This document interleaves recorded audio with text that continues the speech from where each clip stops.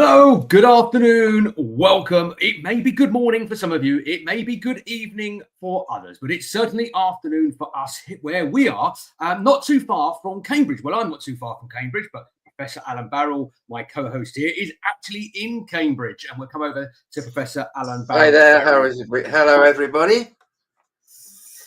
Now, Alan, we've got a very special guest joining us very, very shortly here in the studio. Very excited to meet our special guest. But I know you've had a number of years of knowing this individual, many conversations, many lunches and drinks, etc. Now, without giving too much away until we hear out and see our special guest arrive here in the studio, we're talking about entrepreneurial thinking today. And one of those things is the E factor. With Professor David Gibson. But just to talk a little bit more about entrepreneurialism, Alan, what it actually means in your opinion, someone that's set up many businesses, worked with many businesses, what is entrepreneur really mean? Yes, I mean, for many years, it seemed that people thought nothing of entrepreneurialism. When I was a young man, it wasn't mentioned. Then it got talked about, and it really got focused on people starting businesses and making money. Now, of course, entrepreneurs do that. But for me, entrepreneurial thinking is much bigger than just starting a business and making money. It's all about thinking about very positive ways of making a big and positive difference to the world, to life, to your small world, to the large world. You don't have to be a businessman. You might be an artist. You want to be new and indifferent and innovative, so you need to be entrepreneurial. You might be a researcher that wants to discover a new test for cancer. You have to be entrepreneurial. And indeed, if you're a researcher wanting to do cancer research, you better think just as much as business people do about stuff like raising money. So entrepreneurialism is a way of life.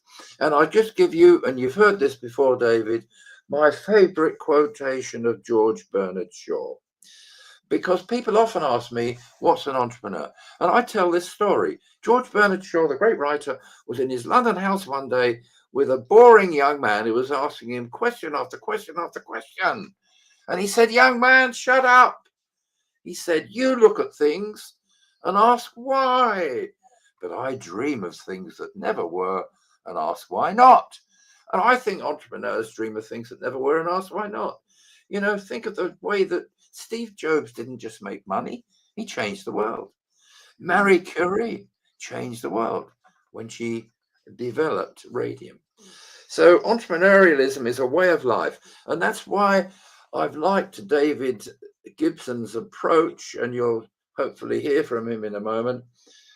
He is actually sane, just in case you wonder when you start listening to him, because he's a very enthusiastic and wild man. And he and I have done a lot of work together. And in a strange place, we did a lot of our creative work together, Sunderland. We were both appointed visiting professors at the University of Sunderland because the chairman of the then Young Persons Entrepreneurial Organization, the National Association of College and University Entrepreneurs, of which I was a founder, was a professor in Sunderland. And David and I had a few late nights with bunches of people in Sunderland, wrestling and talking about entrepreneurialism and how it changes the world. So that's how I got to know him. And he's written some books about entrepreneurship, and he is passionate about encouraging people to become entrepreneurial. He actually got an award, which he'll tell you about. I think it was an OBE for his services to entrepreneurial education. And so David and I have had lots of great times together. We also are connected both to the Anglia Ruskin University as well. And I'm hoping he's somewhere listening to all this, and whether we can find him, David, so he can introduce himself. Yeah, let's hope so. So if you are out there, David, watching it from the other side, we need you to come and join us in the studio so we can bring you live into the broadcast. Now, while we're waiting for David, You just mentioned Anglia Ruskin University, where yourself and David are connected, and myself support ARU as well. But of course, we have our friends over in Latvia as well joining us this afternoon. But I know we're stretching much further than that these days. We've got viewers joining us much later in the evening in China. We've got some joining us from Finland. So we're stretching. I think we had guests join us last month from Dubai. So we're getting people joining us, listening and taking away some of the great conversation that we're having with our amazing guests. And I know lots of them, and if any of them have got any questions, by the way, you can pop them in the chat and we'll pick those up throughout the hour. But I suppose one of the questions lots of people ask, and you tapped on it very slightly just a minute ago about being an entrepreneur. You don't have to be, I want to be the next unicorn type company and be the next Apple or Microsoft. You might just be a fantastic photographer. It might be a hobby or a side hustle that you've got and you want to take to one stage further. So can anyone become an entrepreneur, Alan? Can anyone have that? Yeah. I mean, I have to be honest with everyone and tell you all, I don't think I became properly entrepreneurial till I was about 60. I was locked in combat for 20 years with a large corporation, and large corporations are not always encouraging. They should be. They should encourage entrepreneurs to be entrepreneurial, but they don't always, because they have rigid rules. And all the orders for the company I worked for 20 years came from Chicago. So I really didn't break loose and I enjoyed my years in corporate life. I learned a lot about how to run a business. But when I became an entrepreneur, I became much more adventurous and took risks and stepped out and did all sorts of interesting things and became, I think, much more creative and much more myself. What in a few words, Alan, maybe a sentence or two, how would you summarize entrepreneurship or being an entrepreneur? I have my own kind of definition around it. And of course, I don't think there's any right or wrong, but how would you summarize entrepreneurship in a sentence or two? I think it's entrepreneurship is a mindset that is always restless to find better ways to do stuff. And, all of those of us here will have to admit that the internet is probably the greatest technical invention of mankind. The young students I work with, they never knew life without it. When you say, do you remember life before the internet? They don't know about life before the internet. They never lived without the internet. And yet it was only in 1991 that Tim Berners-Lee gave us the internet. Now, Tim Berners-Lee, to me, is an extremely interesting example of an entrepreneur. He didn't wake up in the morning and say, I'm going to invent something. When he was asked, why did you invent the internet? He didn't say to change the world. He didn't say to make a fortune. He said, well, I needed it for my work. I couldn't do my work properly, and I needed to invent a better way to do it. And once I'd invented it, I wanted to share it with other people. I think entrepreneurs have this passion. They want to change the world. I mean, I worked with a lady who was a very, very well-paid consultant, having studied law at Oxford and was at school in Cambridge years ago. And she had this passion to row the ocean. And she gave up her consultancy and she got trained on rowing properly. And she bought and had this boat built. She rowed the 3 oceans of the world single-handed. She wanted to do it. And you can't exactly say why. Having done it, she's now a charitable lady looking to improve the environment. And David, you've seen a young lady, a friend of mine in Cambodia, who had a very well-paid job in Westminster in the parliament, but she was very desperate about the way the Cambodian nation had been destroyed by the Khmer Rouge. And she was restless to do something to bring change, positive change to Cambodia. So she went and started up a restaurant, and she now trains people to start their restaurants and run them and create jobs in Cambodia. So it's that mindset. And entrepreneurs are people who will not give up. They'll get knocked down. To be entrepreneurial, you've got to be prepared to take the knocks, because There will be failures on the way, and you really often have to start again. And people will tell you, just like they tell David from time to time, you're crazy, you know, that will never work. Jack Ma was a school teacher in Hangzhou in China. He looked at eBay, he went to America, he worked with eBay, he came back to China. He said, I'm going to start what will become the world's biggest social network. They said, Ma, you're crazy, that'll never work. But he said, remember George Bernard Shaw's words? Why not? Entrepreneurs are why not people, not yes but people. Yeah, no, absolutely. I mean, I think you've used the words, but it's the crazy ones that change the world. You know, it's those people that are asking that why not. It's those that are, I say, stretching the boundaries. You know, looking at things that are perceived by others to be potentially impossible. And you know, we know the saying, nothing's impossible. Anything can be done with time and, to a degree, an element of resources, i.e., money. And I like to think as entrepreneurship is a way of challenging the status quo. What we know is kind of at this level, but don't let that glass ceiling, don't let that boundary stop you. Because if you believe in yourself and you've given enough, you've got passion, and you inject that time and maybe some money, because that might be needed in some circumstances, then you can change the world. And you've mentioned some of those amazing entrepreneurs that have done that over the years. I've got one more for you. Go back in history. You probably all know the name Galileo, right? Galileo lived in an age when everyone believed the world was flat. They all still do. The world was flat. And Galileo said, I've got information that shows me that the world is round. And they slapped him in jail.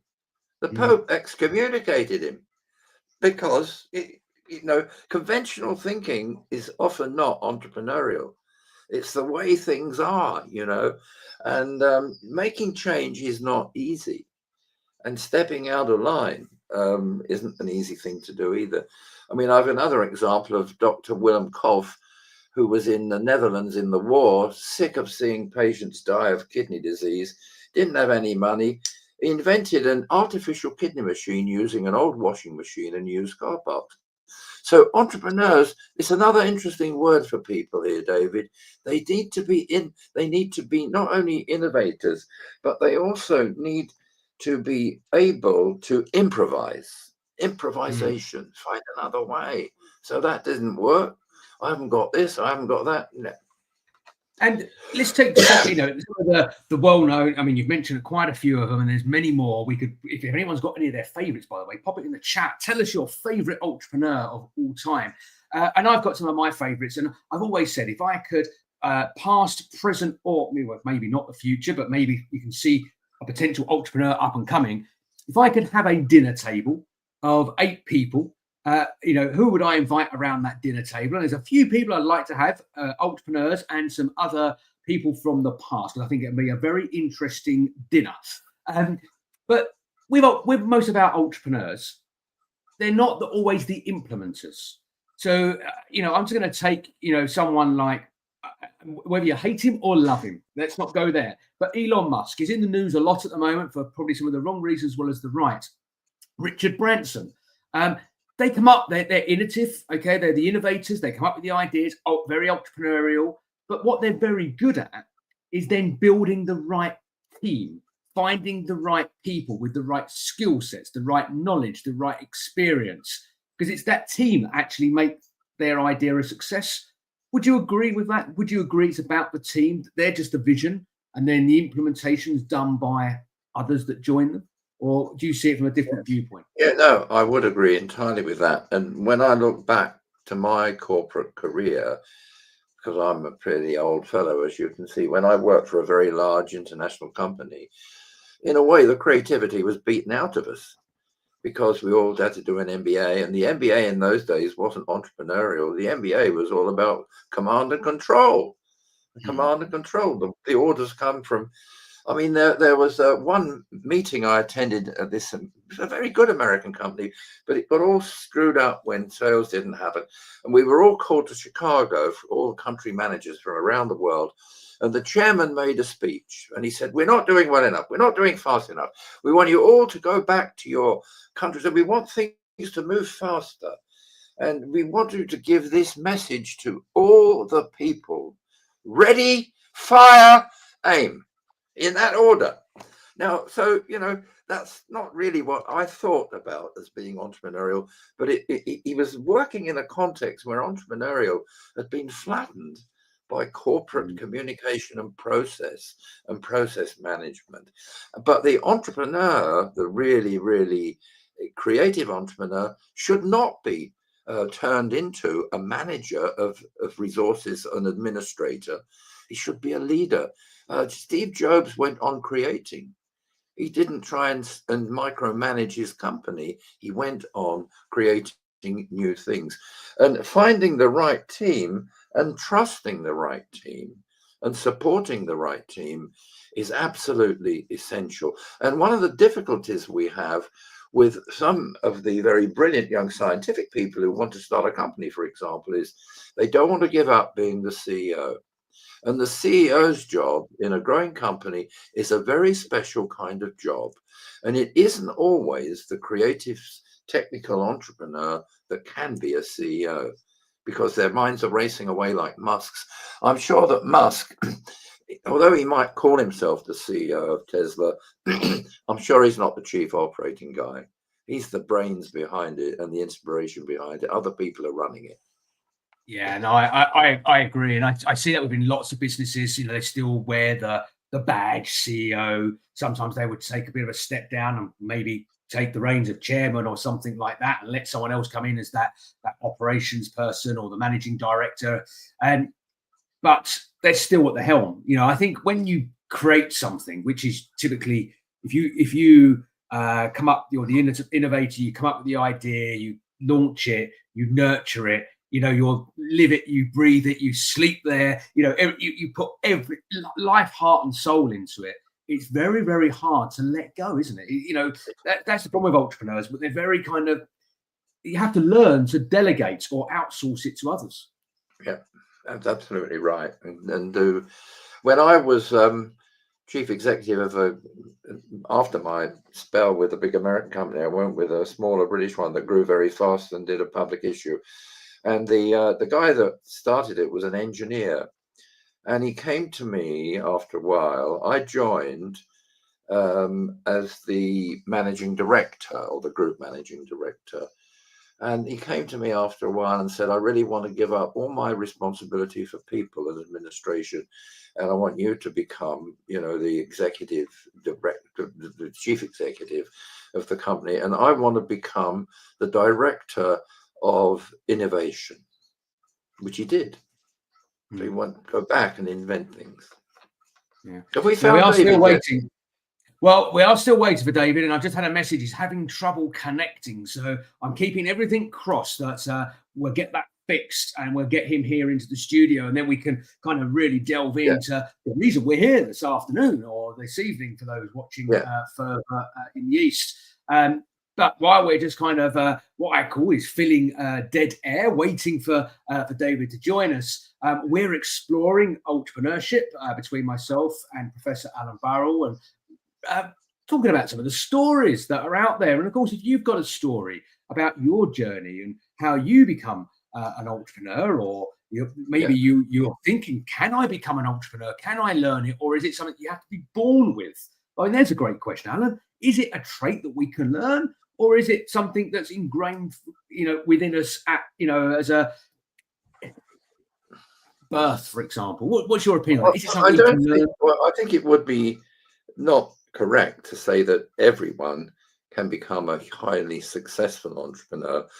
And I think if you are really interested in personality types, there's a great man died recently, Meredith Belbin. He had a Belbin analysis. He told us there are 7 kinds of, we are all a mixture of 7 personalities.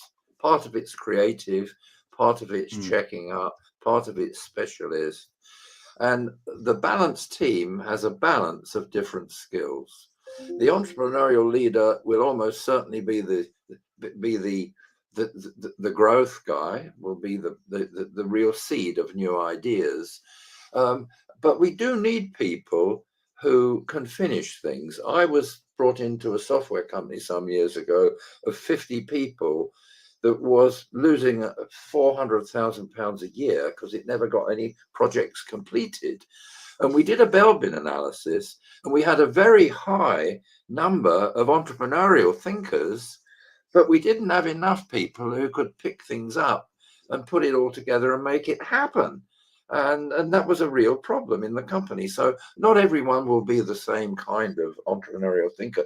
But if everyone can appreciate entrepreneurship and understand it and be the specialist, be the boring specialist who sits, with the numbers and all that, we need those people, but they're happy with what they're doing, and they will not be the great entrepreneurs. So I would say truly great entrepreneurs are not large in number. They're not rare, but there aren't that many of them.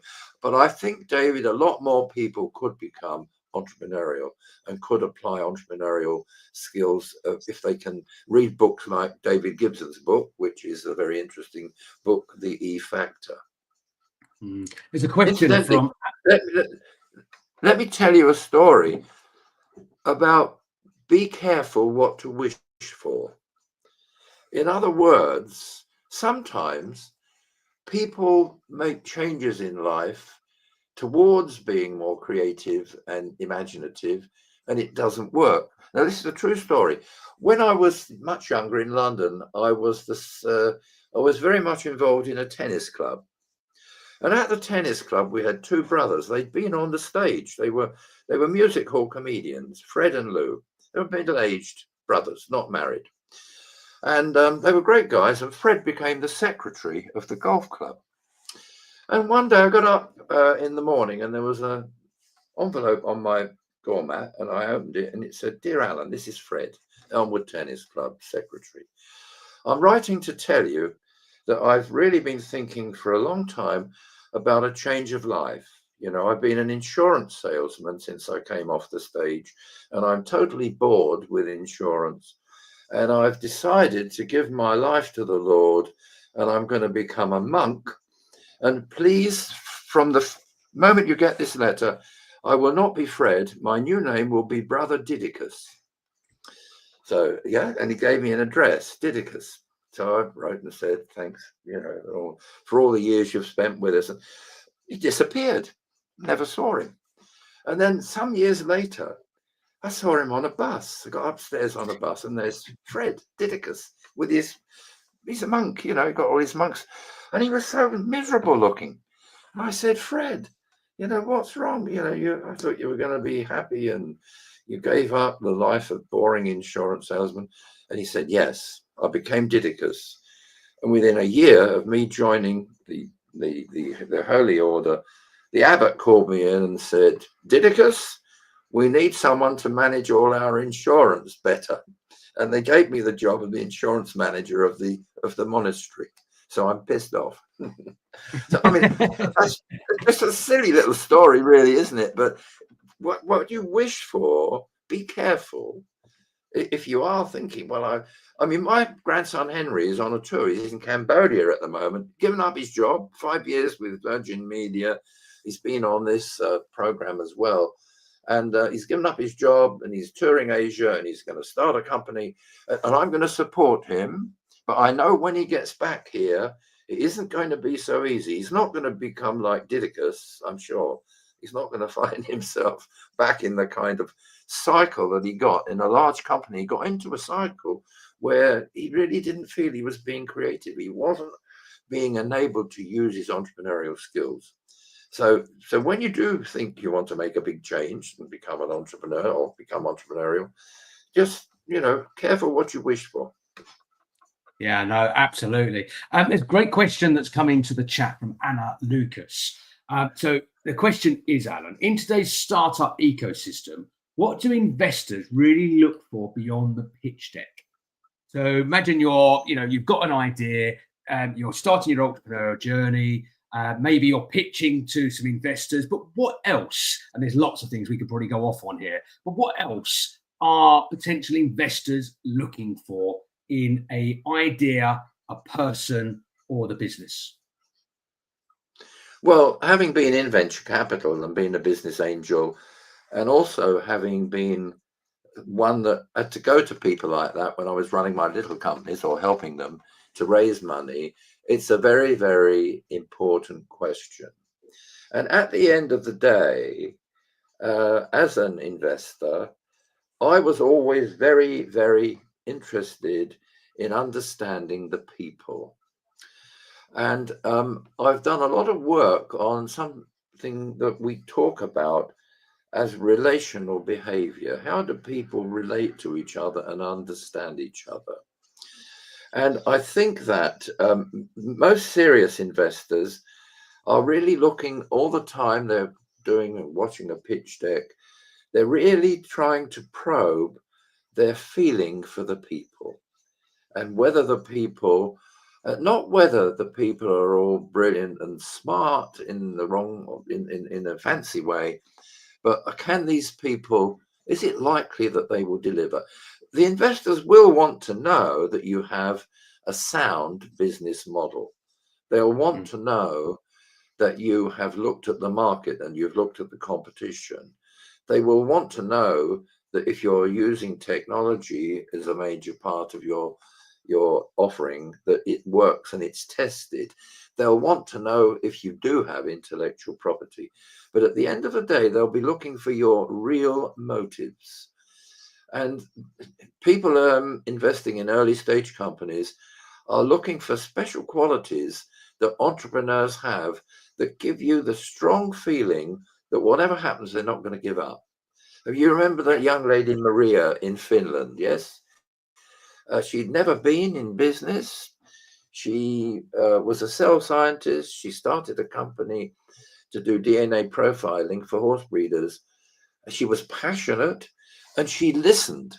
And I think that part of the preparation before you get to the pitch deck stage is to be aware and educate yourself in listening and understanding people.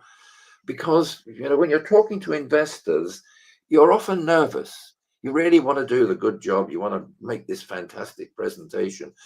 But you should be focusing on the audience. What are they really thinking? What do they really want? And I've got some very simple advice to anyone that is looking for money from investors or even from research grant people. Know your audience. Carefully examine what their real interests are. Try and understand what it is that is important to them and how they make their decisions. You can do this. You can talk to other people in whom they've invested. You can talk to a network of mature people who know them well. So understand the investor is my very strong advice to the people, not just pitching for money, but approaching anyone they want support from. Yeah, great answer, Alan. And hopefully, Anna, that's helped you with that question. Now, Alan, I've got some really exciting news. David is here. He's arrived. We've got him backstage, and in a moment we'll bring him on and we'll give him a very warm welcome. And that means we are going to have some fantastic time having a conversation with Professor David Gibson. So, Alan, before we do get David into the studio, it's been great. We've had 30 minutes of great conversation building up to this big moment, all about entrepreneurship. I'm going to hand the reins over to you because you know Professor David Gibson far better than I do, to give him a very warm welcome. So over to you, Alan. Thank you. Well, David, are you there? Is he coming on the screen soon? Here we go. We'll bring him in. Let me just size up the screen so we can get everybody on. There we go. Here he comes. We've got his name, but we haven't got his face.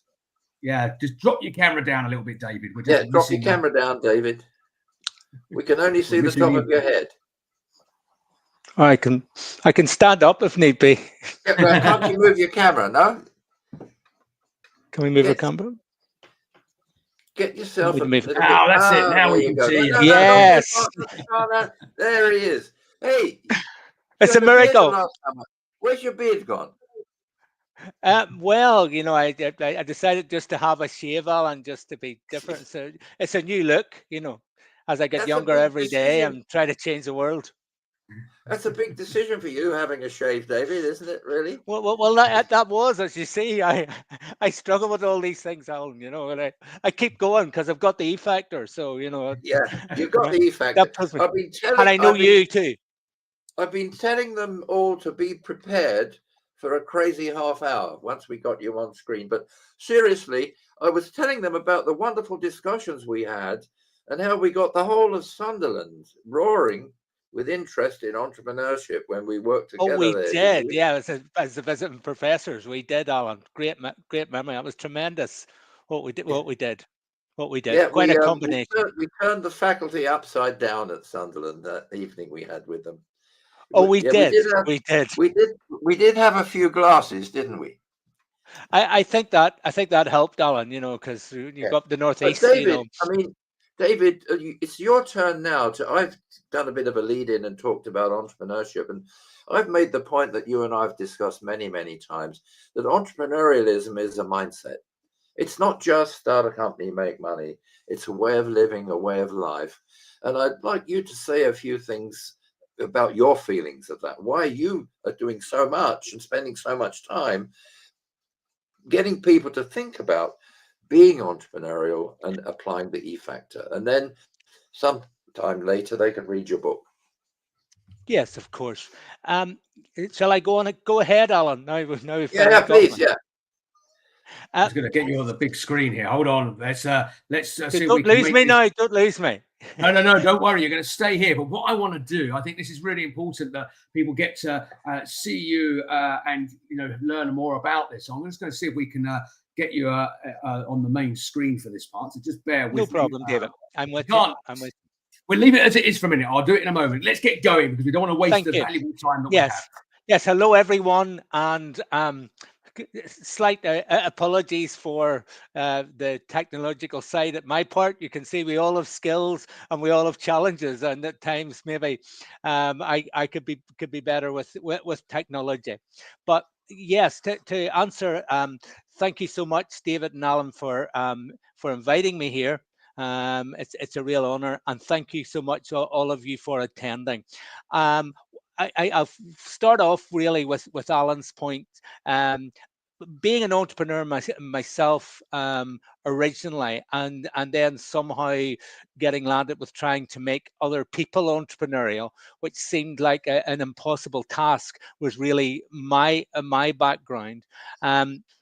But the important thing is, first of all, you notice it's not just about running a business. If you run a business, certainly you have to make things happen, whatever to do. But we are in a special world because of technology, and you can see technology brings big changes. It gives great opportunities, but it changes things, and it means you've got to have many of the skills that only someone who ran their own business would have had to have as an independent person.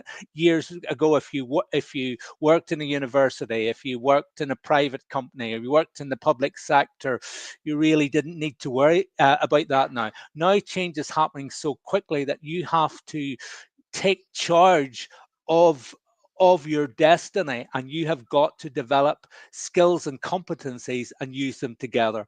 And I will obviously at some stage go through it, but there are 8 E factors, and I first came across them when I had to try.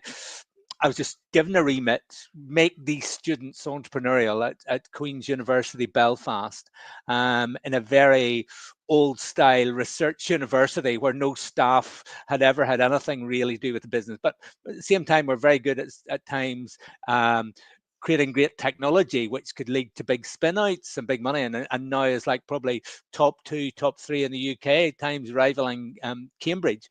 But I had to get to the staff and the students, and I looked at a model that I had, and it came actually originally from dealing with women entrepreneurs at University of Ulster, who many of whom had ran businesses or had a very good job, but lacked those skills, those competencies to make things happen. And I gradually developed them, starting off with areas like creativity, like resilience, which are two of the 8 factors that they needed to learn, because we all face a roller coaster. We all face change. I had to show my resilience to get on here now, as the technology was determined to beat me. But you need to be continually learning. You need to be able to bounce back. Things don't always go in a straightforward path, but if you keep learning and you keep using your skills, you can achieve your dreams and help others to do it. Creativity is also vital.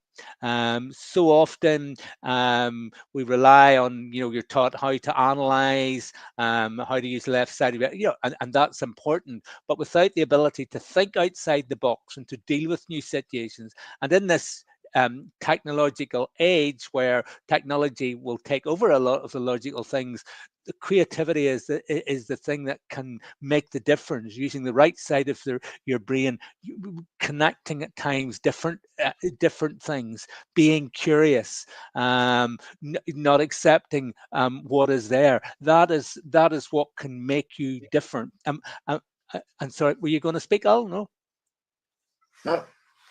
No, I'm taking a note. That's okay. And that is a thing that tends to be left. We all were allowed some creative activities, particularly at primary school. Once you went about age 11, 12, went on to secondary level and beyond, the right side of your brain, unless you happened to stick to doing drama or some of the creative arts, either in your own time or and at times they were kind of looked down upon in some of universities and colleges, you would lose that set. And yet that skill is the foundation. Then you need the other things to create the new idea, to make the new link. Then you can add the other skills to make the creativity happen.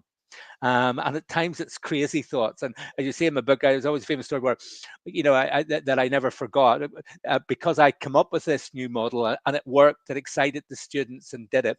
Then at one stage, then I was thrown in with 200 students from the roughest area of Belfast, where there'd been a lot, as you know, there was a lot of trouble, poverty, stuff, and these were all kids from secondary school were brought in a bus and put in a room with me at Queen's, and I was supposed to do my creativity act, but at times they taught me. They refused to listen to all my nice little exercises, and then I then come up with a kind of, I was getting desperate, and I come up with an idea of just something to attract their attention. Please help me.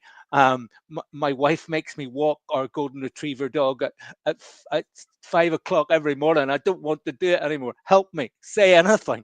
So I was trying to get some, and I did get some reactions. That they kind of woke up. What is this man talking about? And it's a very aggressive young man, 15, 16-year-old from that rough area of Belfast, went, why don't you get, your big fat dog, a doggy treadmill, and put yourself on it too.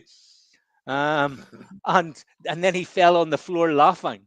Now that sounds like a disaster, and such and so. But in actual fact, what that explained, and I often use this as an example.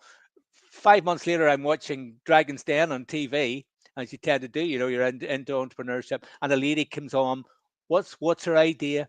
Doggy treadmill. Gets hundreds of times, becomes a massive product worldwide.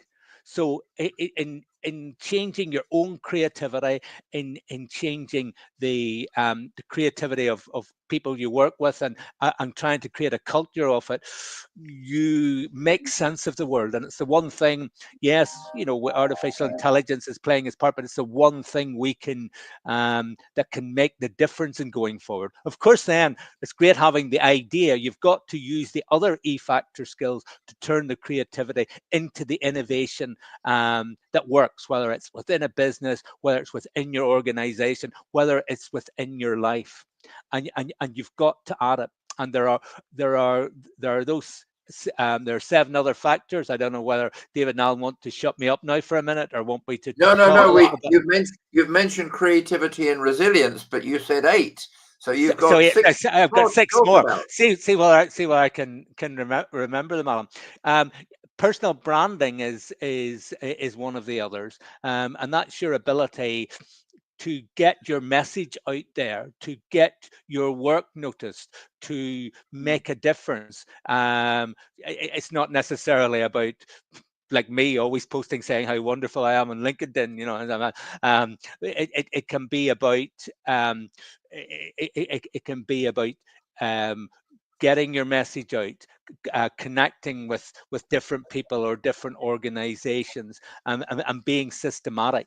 And that goes against at times. I don't know. We always tend to think in Northern Ireland, as you can tell from my accent where I'm from, that English people are more confident, and we're not. But you would be made to feel a little bit where I come from, that's kind of boasting or showing off or whatever. But you've got to find your own way that works for you, that your work and what you do internally and externally get noticed, and you've got to be systematic with it. Just interrupt you for a minute there, because we had a Of course. question earlier about what is it that investors are really looking for beyond the pitch deck, and I think David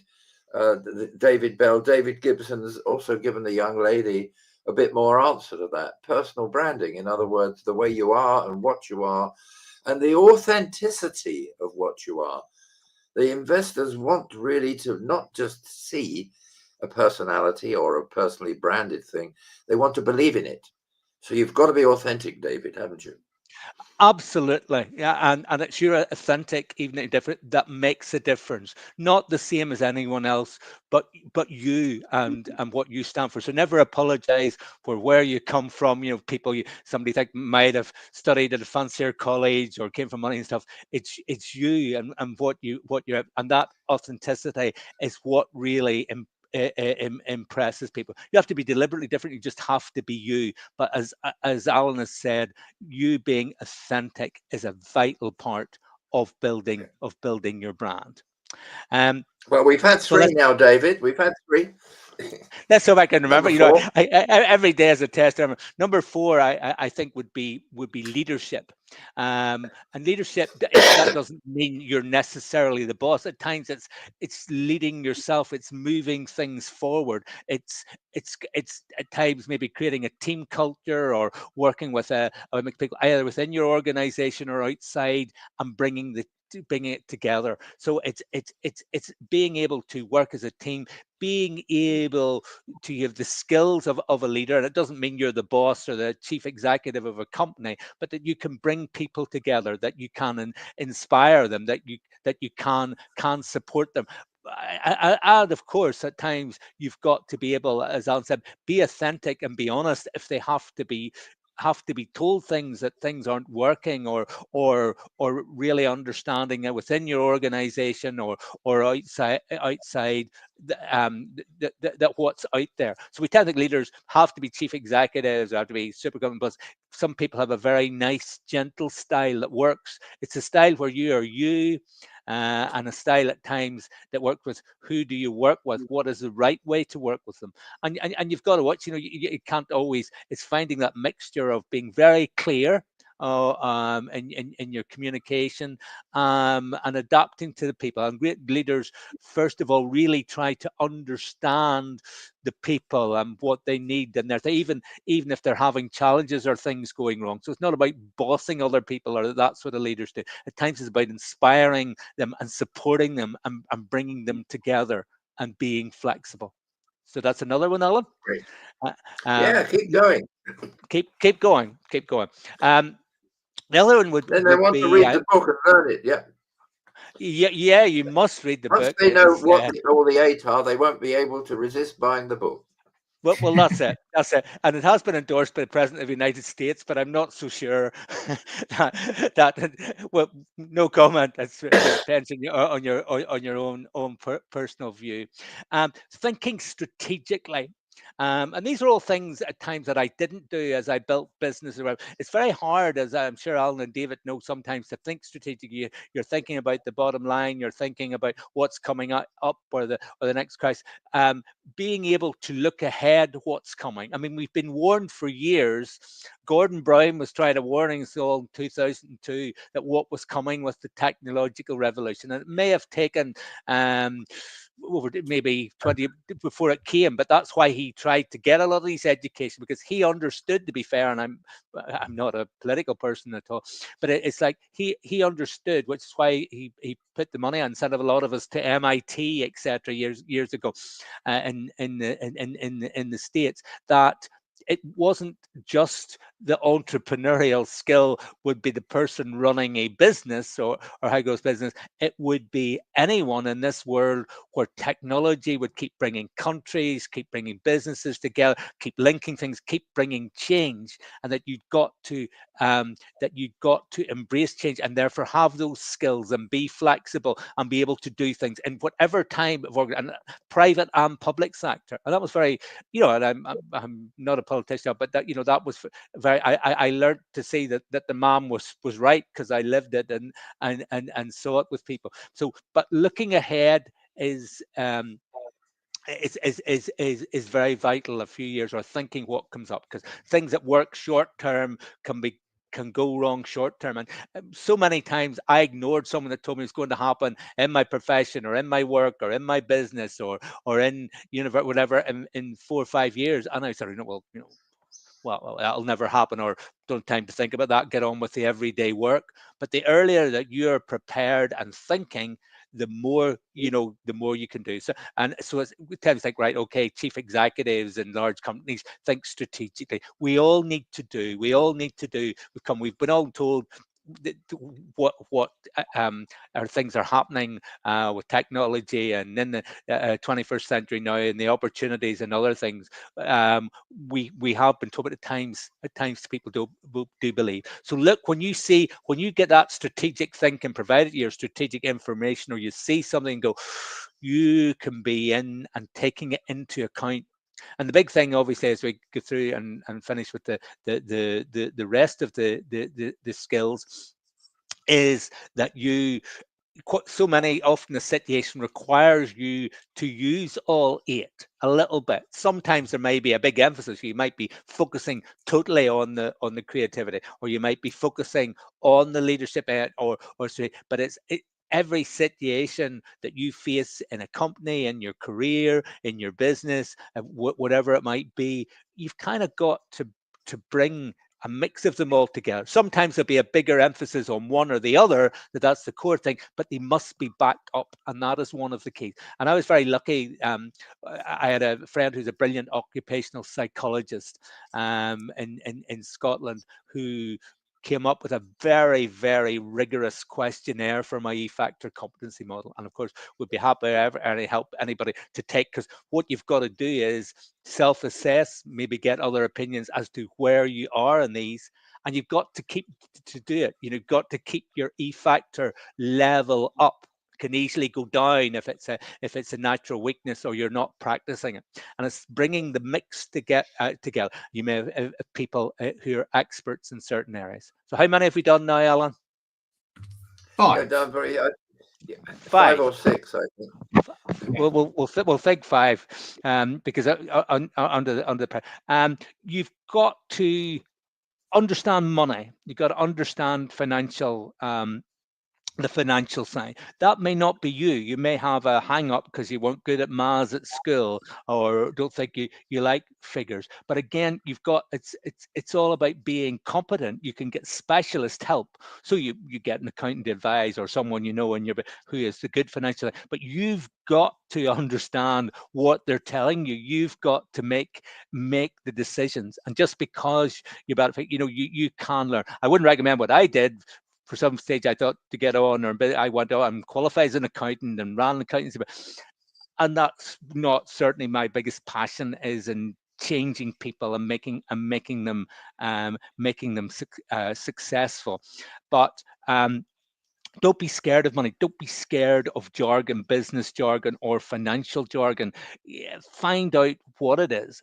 Some of the best stuff, which really explains a lot of stuff, particularly in finance, was actually written by a gentleman who's on my computer, Alan Barrell, actually, and some of his stuff on raising finance, on even on a local and an internet basis, how to get venture capital, how to bring it together, and that's very important, because you're running a charity, or you're just helping your family. Whatever you're doing, money always plays a part. You don't want to make it. It's not everything. Your health and what you do, and you contribute, and your fat. Those are the most important things.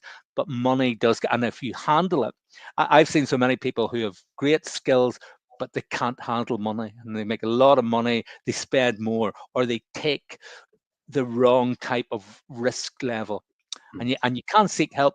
So it's not becoming an expert. Don't go and do all as I sat 40 hours a week at home after working all day, studying to get very hard, because if you don't want to be, but you can learn a lot of stuff. It's common sense. You can get help with it.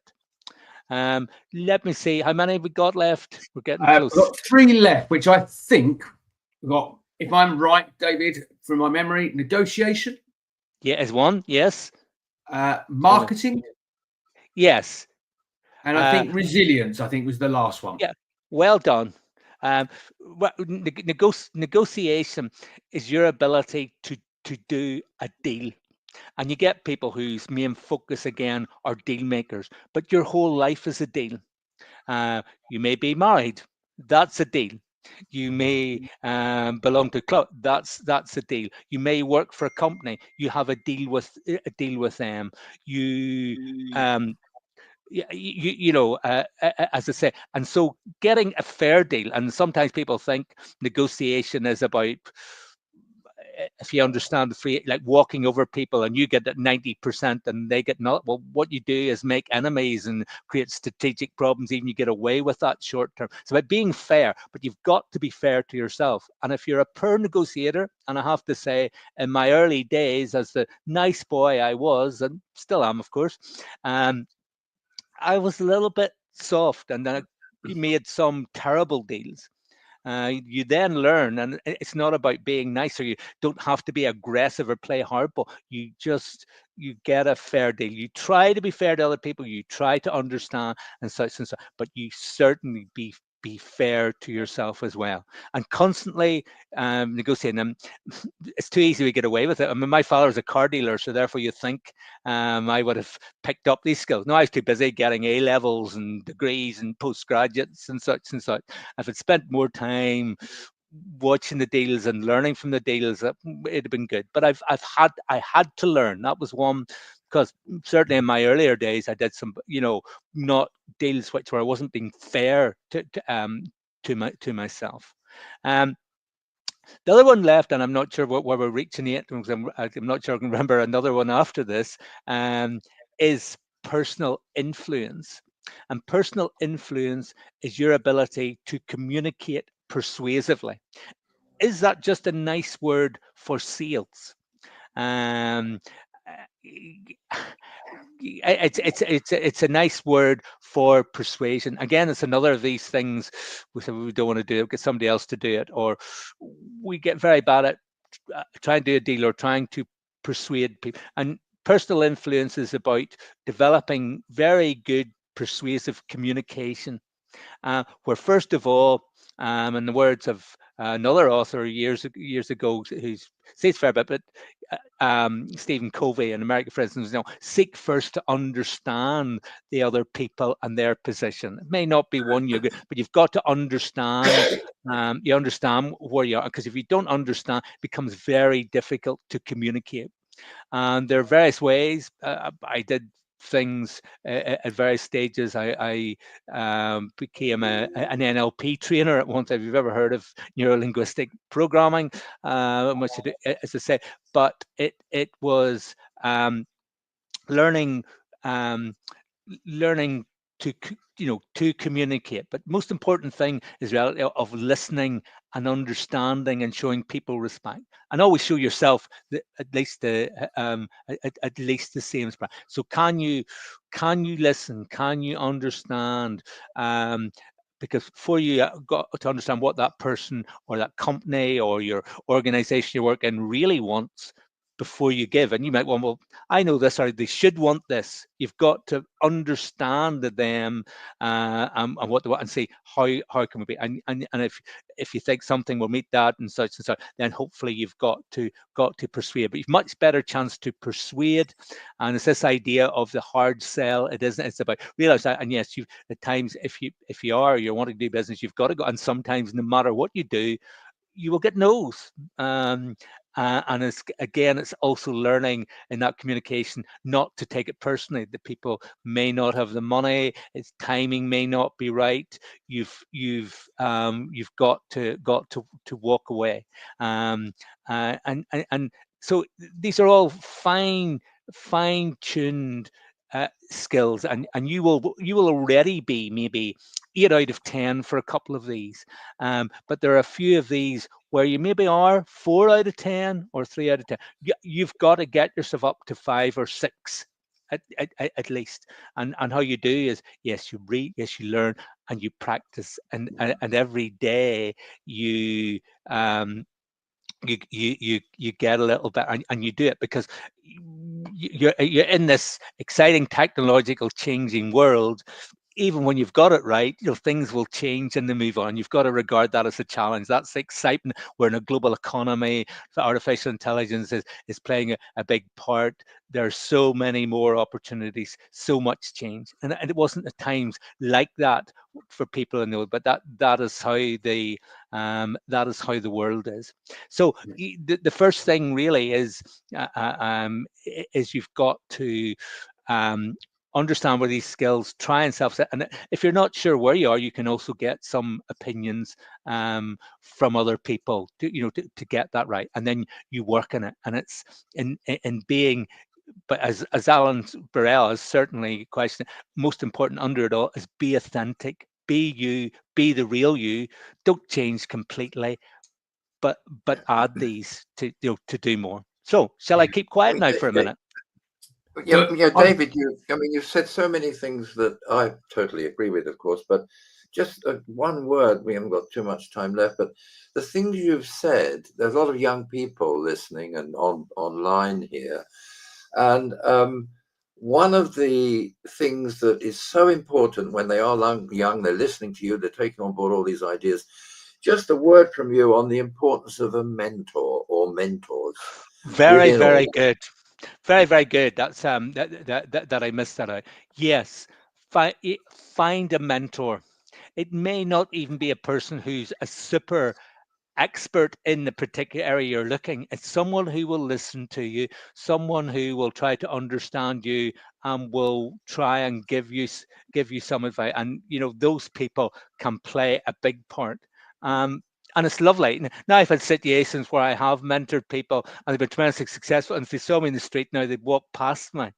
And you could say that doesn't matter. It's not. I'm wondering they should, recognize me and work because I'm in. So yes, you need to find people who will help, who are generous to time. I mean, one of the best mentors I've ever seen, and I'm no disrespect to David, is Alan Barrell. Is a great mentor to all sorts of people, because he's a busy man and such, but he has time and patience to understand people, to suggest things. He's kind, I'm going to make it. You're going to, I think I'm wanting to borrow a $5 from you, Alan, or something. Why am I being so nice to you? But I always wonder. Yes, you've always got to watch. Yeah. By the way, just for everyone here, and I can send this through the channel, I did write a review of David's book when he first published it, which it's a quite sharp review, a page and a half. Anyone that wants to read it to decide finally whether to buy the book, then we can send you a copy of that to review. I don't think they need to read it. I think we've heard from the man himself the reason they should reach out and grab a copy of it, whether it's off the bookshelf or, dare I say, order direct from Amazon, because I know it's there, or in print as well. But David, I haven't had the opportunity to read the book yet. It's on my book list to read, and it will be coming away with me on holiday when I'm away in the summer holidays, and I will make sure to give it my devoted time and attention. But for those that don't know, you've run through, this afternoon in the last 30 minutes, 8 of those reasons that they should read the book. And obviously the book goes into a lot more detail, but it's all about entrepreneurial thinking. It's about, upskilling ourselves, our abilities, our knowledge. But I asked Alan a question earlier on in the show. Can you summarize your book as best as you can into a sentence or two? What is entrepreneurship? Can you summarize what entrepreneurship is? It may be in a line or two. What I feel is entrepreneurship is about making things happen, achieving your goals in whatever sphere or you're doing in your life. It's about coping with the constant change that technology or the world comes, and adapting and moving forward, working on yourself to achieve practical results. That would be the key thing. And the key thing I would say, and want to go on about my book, is it's very, very practical. As Alan knows, it's not here, this and this and such and such. It's very much step by step. If you will not just read it, but actually use it step by step, because knowledge without doing anything, it's a step-by-step process that if you follow and you do it, you will definitely move yourself on and achieve your goals. And that's the most important thing, for me. It's not buy my book, but I do believe, and Alan and would said that in his review, it's very clear, it's very practical. It's not I may be supposedly as pompous Professor David Gibson OBE, but hopefully you see, like all three of us, we're all we're real people, and down to earth. And what I care, because coming from them, is what works, what would work for you, what could you do step by step. So the big difference between knowing what you should do and doing it, you need a practical, what do I do now? What do I do the next step? And of course, if you do, and you a bit around this, we're all here. Anytime you have a query or want to, or have a problem, we're friends now. We'll happily give you an opinion or a thought. Yeah. We are over the top of the hour, so I'm going to hand over to Alan, really, because he knows you so well. David, I look very forward to meeting you at some point in the not too distant future. I hope so, David. It's been great. Thank you for your patience. No. We can have some great offline conversation, which we can then share with the world, of course. But I know Professor Alan Barrell is a good friend, and you work together on some of that you've already spoken about between you. So I'm going to hand back to Alan to kind of wrap up this afternoon's hour and maybe summarize it with you, David. Right. I'd like to thank you, David, for coming on with us. And I've known you for a while, and you certainly never disappoint, and you always surprise with new things, that stuff you've touched on today that I hadn't thought about in the same way. And I would say, in summary, what we've heard, early on, you heard from me some stories about entrepreneurs, and David, he could tell you a number of stories about real entrepreneurs that he's known and worked with. But the difference between David and his book and me is the practicalities that he will cause you to think about in detail if you read the book. He's not writing a book of theory. He's writing, it's a guidebook. Do you really want to optimize your entrepreneurial capabilities? And if you do, David's book why is it different from other books? It's different because it's a practical guidebook. It's not just a series of theories and stories about great entrepreneurs. It's here's how to do it, And here's how to know whether you're doing it right. And here's how to find out if you're failing. And here's how to correct the things that you may not feel so comfortable and confident with. So it's a really practical, step-by-step, stage-by-stage book. And it puts entrepreneurship into a context rather broader than the one we started off with at the beginning of this program, because it does in a way say that most people, and David asked me this question, most people have the ability to exhibit and use entrepreneurial skills in whatever way that might be. It might be a big way. They might be the leader. They might be the big brain box. They might be the Elon Musk or the Bill Gates. Or they might be something different, where there's something very special that an individual can do that can only be done by an entrepreneurial approach that finishes off the job that other people start. So in a way, David is telling you that there's an entrepreneur in all of us waiting to get out. And if you read the book, you might find a way to escape. And I really do believe it, that there is that inner entrepreneur, if you will work on it, and you will take it and do with it what you want, but work on yourself, make things happen, and help others. Yeah. Thank There you we all. go. It's been fascinating hour, fantastic 35 minutes with you, David. Thank you for persevering and getting here as well. It wouldn't have been the same. I think my wife saved me. Alan and I talking for an hour, where Alan and I can talk all day, but it's great to have our esteemed guest join us here in the studio today. And thank you so much for giving up your time and being here. I look very forward to meeting you in person in the not too distant future. For those that are watching, whether they're watching live now or on catch up, because this is being recorded and will be on all those social media channels, don't forget, look up David Gibson's book, author of the E Factor, the 21st Century Guide to Entrepreneurial Thinking, available in all good bookshops and online as well. And of course, David, I know you're on LinkedIn, so if people want to reach out to you, they can find you on LinkedIn and connect with you, have some more great follow-up conversations. I'm going to be a little bit cheeky on behalf of it. Can they get the book through you signed? Is there a way of buying it signed? Yes, they can. If they want, I will. I will send a signed copy, and that means if they want. There we go. So in other words, don't buy it on Amazon. Don't buy it on Amazon. Reach out to David on LinkedIn. He can then sort out you directly, and you get a signed copy for the same price you'd buy it elsewhere. There we go. How about that? So, David, thank you very much once again. Alan, as always, by my side here as a professional co-host. Thank you very much for joining us. We're back next month with more great guests, more great stories. Thank you for joining us this afternoon. Good afternoon. Good evening. Thank you all. Thank you, David. Thank you, David. Thank you very much. Bye-bye. Thank you, everybody. Bye. Bye. Bye. Bye.